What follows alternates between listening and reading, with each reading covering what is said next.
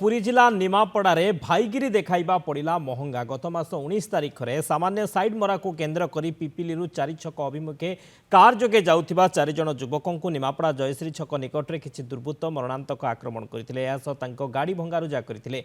ए घटना को नहीं निमापड़ा थाना एक मामला रुजु कर दुर्बृत्त मान धरने निमंते स्वतंत्र टीम विभिन्न स्थान में चढ़ाऊ जारी रखी। आज मुख्य अभियुक्त प्रशांत कुमार पात्र को पुलिस काबू कर कोर्ट चालाण कर निमापड़ा एसडीपीओ जनार्दन पाढ़ी एक सांबादिक सम्मेलन में सूचना दी। कार साइड मरा को लेकिन रंजू एलियास प्रशांत कुमार पात्र एवं तांको पुओ आ गोटे गाड़ी रे आसुले तो साइड मरा नहीं गोटे उच्चवाच होता तापर ये माने आग को पलि आसी तांकर घर सामना जयश्री छकरे ये जो देवाशीष चंपती कार को अटकई भंगारुजा करी तांको माड़ मारी तांकर टंका पैसा नहीं बोली से अभियोग करते।